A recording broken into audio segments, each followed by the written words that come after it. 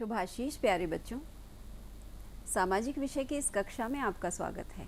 आज हम भूगोल विषय के अंतर्गत आने वाली आपकी पाठ्य पुस्तक पृथ्वी और हमारा जीवन के पाठ 2 का अध्ययन करेंगे, जिसका नाम है पृथ्वी के स्थल रूप। और आज की इस कक्षा में हम जानेंगे कि स्थल आकृतियाँ किसे कहा जाता है, उच्चावच क्या होते हैं और उच्चावच के आधार पर स्थल आकृतियों को कितनी श्रेणियों में बांटा जाता है। पर्वत कितने प्रकार के होते हैं, मैदान किसे कहते हैं और पठार किसे कहते हैं। और हम विश्व के प्रमुख पर्वत, पठार और मैदानों का उदाहरण भी जानेंगे। इसके साथ साथ हम विश्व के मानचित्र में विश्व के प्रमुख पर्वत, पठार और मैदानों का अवलोकन भी करेंगे। तो बच्चों, जब आप कहीं जाते हो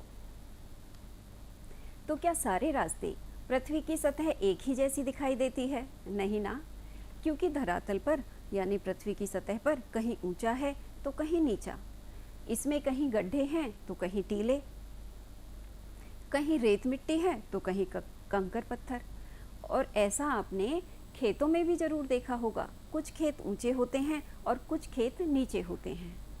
और बच्चों, जब हम कहीं जाने के लिए यात्रा कर रहे होते हैं तो गाड़ी के अंदर बैठे बैठे ही हमें ये अनुभव होता रहता है कि गाड़ी कभी ऊपर की तरफ चढ़ती है तो कभी नीचे की ओर उतरती है। अच्छा, तो सोचो कि ऐसा क्यों होता है। आपका अनुमान लगभग सही है। ऐसा इसलिए होता है क्योंकि पृथ्वी की सतह जमीन की सतह हर जगह एक जैसी नहीं है, अर्थात ये कहीं पर ऊंची है तो कहीं पर नीची है। यानी पृथ्वी का धरातल असमान और ऊबड़ खाबड़ है। इसी असमानता के कारण पृथ्वी की सतह पर विभिन्न प्रकार के रूप और आकृतियां नजर आती हैं। इन रूपों के आकार आकृतियां अलग अलग हैं। और बच्चों, क्या आप जानते हो कि पृथ्वी की सतह पर जो ये आकार और आकृतियां नजर आती हैं, इनको क्या कहा जाता है? तो बच्चों, पृथ्वी की सतह पर पाए जाने वाले आकार और आकृतियों को स्थल आकृति कहा जाता है। स्थल आकृति यानी पृथ्वी की सतह के आकार और आकृतियां। और इन स्थल आकृतियों के कारण ही प्राकृतिक भूदृश्यों का निर्माण होता है। और प्राकृतिक भूदृश्य क्या होते हैं? प्राकृतिक भूदृश्य पृथ्वी की सतह पर दिखाई देने वाली विशेषताएं होते हैं, जैसे पर्वत, पठार, मैदान, झील, समुद्र, नदियां आदि। ये सब प्राकृतिक भूदृश्य हैं। और ये प्राकृतिक भूदृश्य विभिन्न प्रकार के होते हैं। और इन्हीं विभिन्नताओं के कारण पृथ्वी का धरातल कहीं से ऊंचा तो कहीं से नीचा दिखाई देता है। और बच्चों, ये धरातल पर जो ऊंचाई नीचाई दिखाई देती है, इससे धरातल का रूप अलग तरह का दिखाई देता है। और क्या आप जानते हो कि धरातल की ऊंचाई नीचाई के कारण धरातल पर जो रूप बनता है, जो प्रतिरूप बनता है, जो एक पैटर्न बनता है, उसे क्या कहा जाता है? तो बच्चों, धरातल की ऊंचाई नीचाई के कारण धरातल पर बनने वाले प्रतिरूप को उच्चावच कहते हैं। उच्चावच यानी धरातल की ऊंचाई नीचाई से बनने वाला प्रतिरूप। अब धरातल शब्द आज आपने पहली बार सुना होगा, तो हम इसको और ठीक से समझ लेते हैं। तो बच्चों, खेत तो आपने जरूर देखे होंगे, तो ये भी देखा होगा कि खेतों की बुआई के समय पूरे खेत में अनेक क्यारियां बना दी जाती हैं। इन क्यारियों के बनाने से क्यारियों की मेड़ ऊंची और खेत की बाकी जमीन नीची दिखाई देती है। तो इस प्रकार पूरे खेत का ऊंचाई नीचाई के कारण एक नए तरह का प्रतिरूप, एक नए तरह का पैटर्न बन जाता है। और ये पैटर्न ही उस खेत का उच्चावच है। तो उच्चावच यानी धरातल की ऊंचाई नीचाई से बनने वाला प्रतिरूप। और बच्चों, उच्चावच के आधार पर स्थल आकृतियों को यानी पृथ्वी की सतह के आकार और आकृतियों को उच्चावच के आधार पर 3 श्रेणियों में बांटा जाता है। प्रथम श्रेणी के उच्चावच, द्वितीय श्रेणी के उच्चावच और तृतीय श्रेणी के उच्चावच। और अब हम इन तीनों श्रेणियों के उच्चावचों को बारी बारी से समझते हैं। सबसे पहले प्रथम श्रेणी के उच्चावच। तो बच्चों, प्रथम श्रेणी के उच्चावच में केवल 2 ही स्थल रूप आते हैं, महासागर और महाद्वीप। पृथ्वी की पूरी सतह को दो भागों में विभाजित किया जाता है, स्थल मंडल और जल मंडल। स्थल मंडल यानी जमीन का फैलाव यानी महाद्वीप, और जल मंडल यानी जल का फैलाव अर्थात महासागर। और बच्चों, कक्षा 6 में आपने पढ़ा था कि पूरे संसार में 5 महासागर और 7 महाद्वीप हैं। तो और ये महाद्वीप हैं, इसमें जो आपको ये नीले रंग का भाग दिखाई दे रहा है ये सब जल का फैलाव है अर्थात ये महासागर हैं, और जो सफ़ेद रंग में भाग दिखाई दे रहा है ये स्थल का फैलाव है यानी महाद्वीप हैं। तो इन महाद्वीपों के नाम हैं यूरोप महाद्वीप, एशिया महाद्वीप, अफ्रीका महाद्वीप, उत्तरी अमेरिका महाद्वीप, दक्षिणी अमेरिका महाद्वीप, ऑस्ट्रेलिया महाद्वीप और अंटार्कटिका महाद्वीप। इस तरह पूरे संसार में 7 महाद्वीप हैं। और बच्चों, तो इस महासागर और महाद्वीप ये प्रथम श्रेणी के उच्चावच के अंतर्गत आने वाले स्थलाकृतियाँ हैं। अब हम देखते हैं कि द्वितीय श्रेणी के उच्चावच के अंतर्गत कौन कौन सी स्थलाकृतियाँ आती हैं।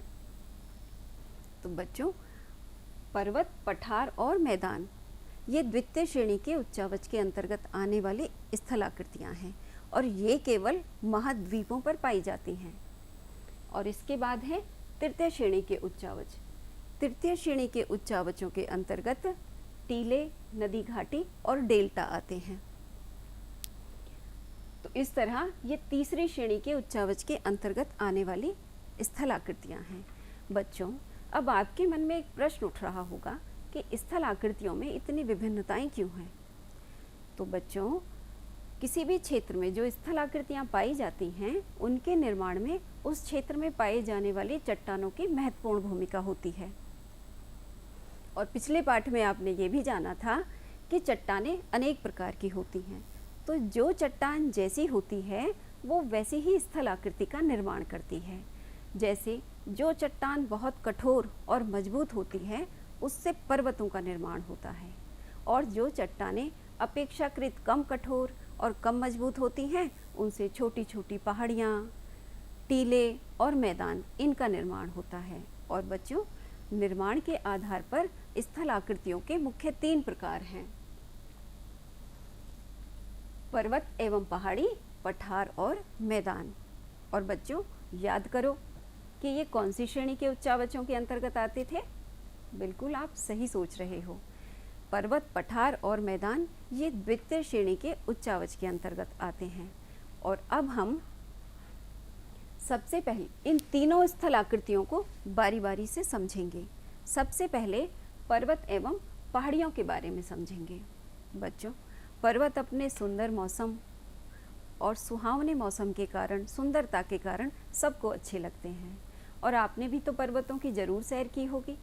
लेकिन क्या आप जानते हो कि भूगोल विषय के अंतर्गत पर्वतों को कैसे परिभाषित किया जाता है? तो बच्चों, आसपास के धरातल से ऊंची उठी स्थल आकृतियों को पर्वत कहते हैं। यानी ये जो पर्वत होते हैं ये अपने आसपास की पृथ्वी का ऊपर उठा हुआ हिस्सा होते हैं, प्राकृतिक रूप से ऊंचा उठा हुआ हिस्सा होते हैं। प्राकृतिक का मतलब है कि इनका निर्माण किसी मनुष्य ने नहीं किया, अपितु ये प्राकृतिक रूप से स्वयं ही निर्मित होते हैं। और बच्चों, यदि आपने पर्वत कभी देखे होंगे तो ये भी ज़रूर देखा होगा कि पर्वत एक साथ बहुत सारे दिखाई देते हैं, यानी पर्वत एकदम समूह में दिखाई देते हैं। और जब ये समूह में होते हैं और एक दूसरे से जुड़े हुए क्रम में होते हैं तो इनको पर्वत श्रृंखला या पर्वत श्रेणी कहा जाता है। और पर्वत बहुत ऊंचे होते हैं इसलिए ये दूर से ही दिखाई देने लगते हैं। और जो स्थल आकृतियाँ पर्वतों से कम होती हैं ऊंचाई में उन्हें पहाड़ियाँ कहते हैं। यानी पहाड़ियाँ ऊंची तो होती हैं लेकिन पर्वतों से कम ऊंची होती हैं। और उत्पत्ति के आधार पर पर्वतों के 3 प्रकार हैं: वलित या मोड़दार पर्वत, खंड या भ्रंश पर्वत और ज्वालामुखी पर्वत। यानी पर्वतों के मुख्यतः 3 प्रकार हैं: वलित या मोड़दार पर्वत, खंड या भ्रंश पर्वत और ज्वालामुखी पर्वत। अब हम इन तीनों पर्वतों के बारे में बारी बारी से चर्चा करेंगे। तो सबसे पहले वलित या मोड़दार पर्वत। बच्चों, वलित का अर्थ होता है वलन। तो जिन पर्वतों का निर्माण चट्टानों में मोड़ पड़ जाने के कारण हुआ है, सिकुड़ने के कारण हुआ है, उन्हें वलित या मोड़दार पर्वत कहते हैं। मतलब जो बड़ी बड़ी विशालकाय चट्टानें होती हैं उनमें मुड़ने और सिकुड़ने की क्रिया द्वारा जिन पर्वतों का निर्माण होता है उन्हें वलित या मोड़दार पर्वत कहते हैं।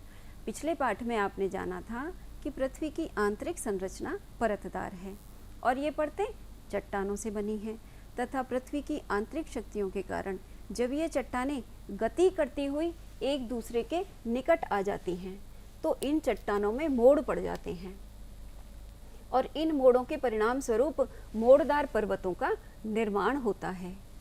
और बच्चों, वर्तमान युग के लगभग सभी बड़े पर्वत वलित या मोड़दार पर्वत हैं और ये वलित या मोड़दार पर्वत संसार के लगभग सभी महाद्वीपों पर पाए जाते हैं।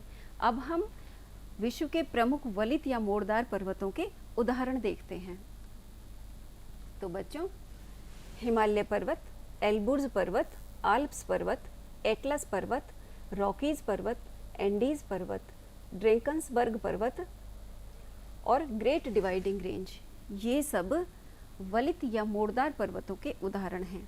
और अब हम विश्व के मानचित्र में ये समझ लेते हैं कि इनमें से कौन सा पर्वत किस महाद्वीप पर स्थित है। तो बच्चों, हिमालय पर्वत आप जानते हो भारत में है और भारत एशिया महाद्वीप पर स्थित है, तो हिमालय पर्वत एशिया महाद्वीप में है। एल्बुर्ज और आल्प्स पर्वत ये दोनों यूरोप महाद्वीप में हैं और रॉकीज पर्वत उत्तरी अमेरिका महाद्वीप पर स्थित है। एंडीज पर्वत दक्षिणी अमेरिका महाद्वीप पर स्थित है। एटलस पर्वत और ड्रेकन्सबर्ग पर्वत ये अफ्रीका महाद्वीप पर स्थित हैं। इसके अलावा ग्रेट डिवाइडिंग रेंज ये ऑस्ट्रेलिया महाद्वीप पर स्थित है। तो ये हैं विश्व के कुछ प्रमुख वलित या मोड़दार पर्वत। इसके बाद अब हम पर्वतों के दूसरे प्रकार भ्रंश या खंड पर्वतों के बारे में जानेंगे। तो बच्चों, खंड का अर्थ होता है टुकड़े और भ्रंश का अर्थ होता है दरार। तो जब बड़ी बड़ी विशालकाय चट्टानों में बड़ी बड़ी दरारें पड़ जाती हैं तो उन दरारों के कारण पृथ्वी की सतह का कुछ भाग या तो ऊपर उठ जाता है या नीचे धंस जाता है। इस प्रकार विशालकाय चट्टानों में दरार पड़ने के कारण इन खंड या भ्रंश पर्वतों का निर्माण होता है और जो भाग ऊपर उठ जाता है वो भ्रंश पर्वत कहलाता है, जो भाग नीचे धंस जाता है वो भ्रंश घाटी कहलाता है। और बच्चों, भारत के सतपुड़ा और विंध्याचल पर्वत तथा पश्चिमी घाट भ्रंश पर्वतों के प्रमुख उदाहरण हैं तथा विंध्याचल और सतपुड़ा पर्वतों के बीच में जो भ्रंश घाटी बनी है उसमें नर्मदा नदी बहती है। अब हम देख लेते हैं कि विश्व के प्रमुख भ्रंश पर्वत कौन कौन से हैं। तो बच्चों, फ्रांस का वॉसजेस पर्वत, जर्मनी का ब्लैक फॉरेस्ट पर्वत, स्पेन का सिएरा नेवादा पर्वत और भारत में विंध्याचल, सतपुड़ा और पश्चिमी घाट ये विश्व के प्रमुख भ्रंश पर्वतों के उदाहरण हैं। अब हम देख लेते हैं कि ये कौन सा पर्वत किस महाद्वीप पर स्थित है। विश्व के मानचित्र में इसका अवलोकन कर लेते हैं। तो बच्चों, जैसा कि आप देख रहे हो, सिएरा नेवादा पर्वत स्पेन में है, वासजेस पर्वत फ्रांस में है, ब्लैक फॉरेस्ट पर्वत जर्मनी में है। इस तरह ये तीनों ही पर्वत यूरोप महाद्वीप पर स्थित हैं। और अगर हम पश्चिमी घाट, विंध्याचल और सतपुड़ा पर्वत की बात करें तो ये भारत में है और भारत एशिया महाद्वीप पर स्थित है। इस तरह ये पर्वत एशिया महाद्वीप पर हैं। और अब हम बात करते हैं पर्वतों के तीसरे प्रकार, जिसका नाम है ज्वालामुखी पर्वत। तो बच्चों, ज्वालामुखी भूपर्पटी पर एक खुला द्वार होता है। इस द्वार से मैग्मा पृथ्वी के धरातल पर बाहर आता है। पिछले पाठ में आपने जाना था कि पृथ्वी के अंदर मेंटल नाम की एक मोटी परत है और इसी परत का एक भाग, ऊपर का भाग दुर्बलता मंडल कहलाता है। इसी दुर्बलता मंडल का लावा ज्वालामुखी उद्गार के समय पृथ्वी के धरातल पर बाहर आता है और बाहर आकर ये इस द्वार के चारों तरफ एकत्रित हो जाता है और इस तरह लावा के एकत्रित होने से शंकु के आकार की आकृति बन जाती है और यही आकृति ज्वालामुखी पर्वत कहलाती है। जैसा कि आप इस चित्र में देख रहे हो, ये जितना भी लाल रंग का भाग है ये सब पृथ्वी के आंतरिक भागों में छुपा हुआ लावा है। यही ज्वालामुखी उद्गार के समय रास्ता बनाता हुआ ज्वालामुखी के मुंह से बाहर आता है, और जब ये बाहर आता है तो इसके साथ अनेक कंकर, पत्थर, मिट्टी, धुआं आदि भी बाहर आते हैं और ये ज्वालामुखी के मुख के चारों तरफ एकत्रित हो जाते हैं। एकत्रित होने से शंकु के आकार की आकृति बन जाती है और इसी को फिर ज्वालामुखी पर्वत कहा जाता है। और अब हम विश्व के प्रमुख ज्वालामुखी पर्वतों के उदाहरण देख लेते हैं। तो बच्चों, मोना लोवा पर्वत, चिम्बोराजो पर्वत, क्राकाटाओ पर्वत और विसुवियस पर्वत, ये पर्वत विश्व के कुछ प्रमुख ज्वालामुखी पर्वत हैं। अब हम देख लेते हैं कि इनमें से कौन सा पर्वत किस महाद्वीप पर स्थित है। तो सबसे पहले मोना लोवा पर्वत। मोना लोवा पर्वत उत्तरी अमेरिका महाद्वीप पर स्थित है। चिम्बोराजो पर्वत दक्षिणी अमेरिका महाद्वीप पर स्थित है। विसुवियस पर्वत यूरोप महाद्वीप पर स्थित है और क्राकाटाओ पर्वत इंडोनेशिया में है और इंडोनेशिया एशिया महाद्वीप पर स्थित है।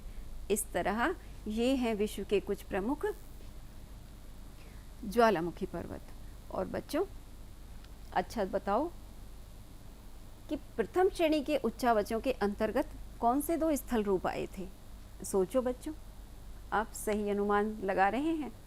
प्रथम श्रेणी के उच्चावचों के अंतर्गत महासागर और महाद्वीप आए थे। और स्थलाकृतियाँ किसे कहते हैं? पृथ्वी की सतह पर दिखाई देने वाले आकार और आकृतियों को स्थलाकृति कहते हैं। और बच्चों, अब विश्व के प्रमुख पर्वतों के बाद अब हम पढ़ेंगे पठारों के बारे में। पठार क्या होते हैं, पहले ये समझ लेते हैं।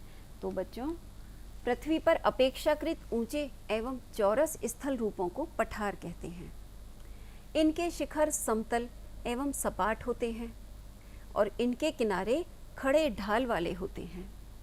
यानी जो ये पठार होते हैं ये भी धरातल पर अपेक्षाकृत पर्याप्त रूप से ऊंची उठी हुई स्थलाकृति होते हैं। अब आपके मन में एक प्रश्न उठ रहा होगा कि ऊंचे तो पर्वत भी होते हैं, फिर इनमें अंतर क्या है? तो बच्चों, पहले इस अंतर को ही संक्षेप में समझ लेते हैं।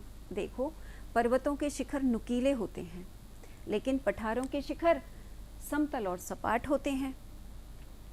पर्वतों की ऊंचाई हजारों मीटर होती है लेकिन पठारों की ऊंचाई पर्वतों से बहुत कम होती है।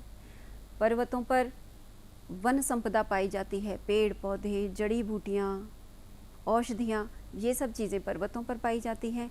और पठारों में खनिज पाए जाते हैं जैसे लोहा, सोना, कोयला, हीरा, मैग्नीज इत्यादि। इस तरह पठार जो हैं वो खनिजों का भंडार होते हैं और विश्व का अधिकांशतः खनिज पठारों से ही प्राप्त होता है। इसके अलावा इसके जो खड़े ढाल होते हैं, जो ये खड़े ढाल होते हैं, इन पर नदियाँ जलप्रपात बनाती हैं और जलप्रपात जल विद्युत उत्पन्न करने में सहयोगी होते हैं। इस तरह ये पठार भी किसी देश की प्राकृतिक संपदा होते हैं। और बच्चों,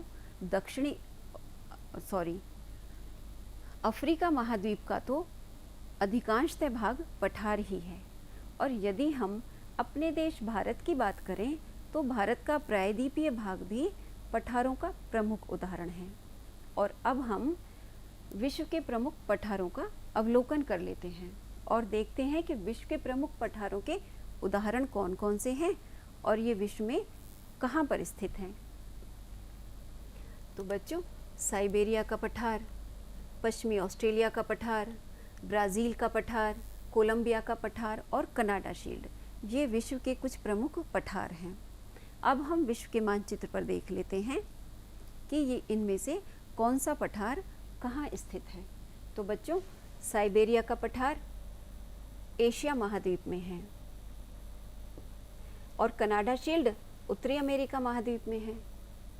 कोलंबिया का पठार और ब्राज़ील का पठार, ये दोनों ही पठार दक्षिणी अमेरिका महाद्वीप में है। और पश्चिमी ऑस्ट्रेलिया का पठार, जैसा कि नाम से ही स्पष्ट हो रहा है, ये ऑस्ट्रेलिया महाद्वीप पर है। तो बच्चों, ये हुए कुछ विश्व के प्रमुख पठार। अच्छा बच्चों, जरा सोचकर बताओ कि पर्वतों के कितने प्रकार थे? सही अनुमान लगा रहे हैं आप? पर्वतों के 3 प्रकार थे। कौन कौन से? वलित या मोड़दार पर्वत, भ्रंश या खंड पर्वत और ज्वालामुखी पर्वत। और अब पठारों के बाद हम पढ़ेंगे स्थल आकृतियों के तीसरे प्रकार, जिसका नाम है मैदान। बच्चों, मैदान शब्द सुनकर आपको अपने खेल का मैदान याद आ गया होगा, जहां आप दोस्तों के साथ खेलते हो और सुबह प्रार्थना भी करते हो विद्यालय में। लेकिन भूगोल विषय के अंतर्गत मैदान किसे कहते हैं, पहले ये समझ लेते हैं। तो बच्चों, भूपटल पर समतल किंतु निचले स्थल रूपों को मैदान कहा जाता है। भूपटल पर समतल लेकिन निचले स्थल रूपों को मैदान कहा जाता है। इनका ढाल मंद होता है, यानी इनका ढाल बहुत, इनकी जो ढलान है वो बहुत कम होती है और थोड़े बहुत उच्चावच को छोड़कर, यानी थोड़ी बहुत ऊंचाई नीचाई को छोड़कर ये समतल एवं सपाट होते हैं। और बच्चों, मैदानों का निर्माण नदियों के द्वारा बहाकर लाई गई मिट्टी से होता है, इसलिए मैदान बहुत उपजाऊ होते हैं और यहाँ पर खेती करना अच्छा होता है। और समतल होने के कारण यहाँ पर खेती करना, घर बनाना, सड़कें बनाना, रेल की पटरियाँ बिछाना, परिवहन के साधनों का इस्तेमाल करना, ये सब भी बहुत आसान होता है। इसीलिए लोगों के रहने के लिए मैदानों को एक अच्छी जगह माना जाता है। और बच्चों, क्या आप जानते हो कि उत्तर भारत का मैदान विश्व के प्रमुख मैदानों में गिना जाता है? अब हम विश्व के कुछ प्रमुख मैदानों के उदाहरण और विश्व के मानचित्र में उनकी स्थिति को देख लेते हैं। तो बच्चों, विश्व के प्रमुख मैदान हैं यूरोप का मैदान, साइबेरिया का मैदान, वांगहो का मैदान, उत्तरी अमेरिका का मैदान और मध्य एशिया का मैदान। ये विश्व के कुछ प्रमुख मैदान हैं। अब हम मानचित्र में देखते हैं कि इनमें से कौन सा मैदान किस महाद्वीप पर स्थित है। तो बच्चों, यूरोप का मैदान पढ़ने से ही पता चल रहा है, यूरोप महाद्वीप में स्थित है। साइबेरिया का मैदान, साइबेरिया एशिया में है, तो ये एशिया महाद्वीप में स्थित है। और वांगहो का मैदान चीन देश में है और चीन देश भी एशिया महाद्वीप पर स्थित है, तो ये भी एशिया महाद्वीप में है। उत्तरी अमेरिका का मैदान, देखो नाम से ही पता चल रहा है, उत्तरी अमेरिका महाद्वीप पर स्थित है। और मध्य एशिया का मैदान एशिया महाद्वीप के मध्य में स्थित है। इस तरह ये हैं विश्व के कुछ प्रमुख मैदान। और बच्चों, विश्व के प्रमुख पर्वत, पठार और मैदानों को तो हमने देख लिया। अब हम अपने देश भारत के प्रमुख पर्वत, पठार और मैदानों के बारे में जानेंगे और हमारे देश के मानचित्र में उनकी स्थिति का भी अवलोकन करेंगे। तो बच्चों, ये है हमारे प्यारे देश भारत का मानचित्र।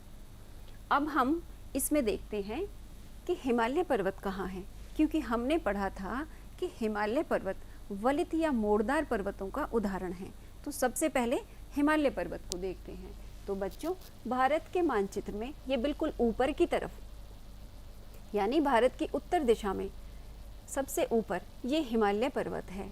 इसको भारत का मुकुट, भारत का पहरेदार की संज्ञा दी जाती है।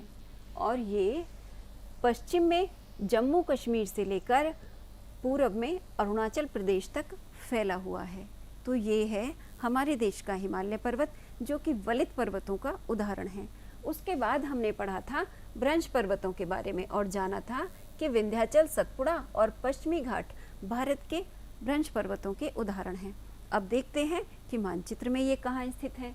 तो बच्चों, लगभग मध्य में ये सतपुड़ा और विंध्याचल पर्वत है। ऊपर विंध्याचल है और नीचे सतपुड़ा। इन दोनों के बीच में जो भ्रंश घाटी बनी है, इसमें नर्मदा नदी बहती है। क्योंकि आपने पढ़ा था कि भ्रंश पर्वतों में जो भाग ऊंचा उठ जाता है वो भ्रंश पर्वत होता है और जो भाग नीचे धंस जाता है वो भ्रंश घाटी कहलाता है। तो सतपुड़ा और विंध्याचल दोनों भ्रंश पर्वत हैं। इन दोनों के बीच में जो भ्रंश घाटी बनी है उसमें ये नर्मदा नदी बहती है। उसके बाद हमने जाना था ज्वालामुखी पर्वतों के बारे में। तो बच्चों, भारत का एकमात्र सक्रिय ज्वालामुखी अंडमान निकोबार द्वीप समूह के बैरन द्वीप पर स्थित है। और ये भी आपको याद होगा कि ज्वालामुखी पर्वतों का निर्माण ज्वालामुखी विस्फोट से होता है। तो बच्चों, भारत का एकमात्र सक्रिय ज्वालामुखी अंडमान निकोबार द्वीप समूह पर स्थित है।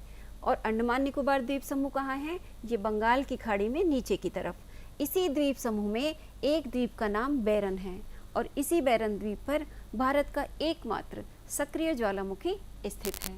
उसके बाद हमने बच्चों पठारों के बारे में पढ़ा और जाना कि भारत का प्रायद्वीपीय पठार भी विश्व के प्रमुख पठारों में से है। तो बच्चों देख लेते हैं कि भारत का प्रायद्वीपीय पठार कहाँ है। अच्छा, प्रायद्वीप किसे कहते हैं ये तो आप जानते ही होंगे। भूमि का ऐसा भाग जो 3 तरफ से जल से घिरा हो और एक तरफ स्थल हो। तो अगर आप इस त्रिभुज जैसी आकृति को देखेंगे तो ये तीनों तरफ जल से घिरी है। इसके पूरब में बंगाल की खाड़ी है, पश्चिम में अरब सागर और नीचे हिंद महासागर है। तो ये भारत का प्रायद्वीपीय भाग है और ये पूरा भाग पठारी है। इसमें जितना आपको ये पीले रंग का भाग दिखाई दे रहा है ये सब भारत के पठार हैं। इसीलिए इसको भारत का प्रायद्वीपीय पठार कहा जाता है। और बच्चों, इसको दक्षिण का पठार भी कहा जाता है क्योंकि ये भारत की दक्षिण दिशा में स्थित है। उसके बाद हमने मैदानों के बारे में पढ़ा और जाना कि भारत के उत्तर का मैदान विश्व के प्रमुख मैदानों में से गिना जाता है। तो हिमालय पर्वत के नीचे जो ये हरे रंग का बड़ा भाग दिखाई दे रहा है ये उत्तर भारत का मैदान है। इसका निर्माण हिमालय से बहकर आने वाली गंगा, ब्रह्मपुत्र और सिंधु नदी द्वारा लाई गई मिट्टी से हुआ है। और बच्चों, क्या आप जानते हो कि हमारे देश की राजधानी दिल्ली और हमारा अपना प्रदेश उत्तर प्रदेश इसी उत्तर भारत के मैदान में स्थित है। तो बच्चों, ये हमने विश्व के कुछ पर्वत, पठार और मैदान देखे और साथ में भारत के भी कुछ प्रमुख पर्वत, पठार और मैदानों का मानचित्र में अवलोकन किया। अब संक्षेप में हम दोहरा लेते हैं कि आज की कक्षा में हमने क्या क्या पढ़ा है। सबसे पहले हमने पढ़ा कि पृथ्वी की सतह के आकार और आकृतियों को स्थल आकृति कहा जाता है।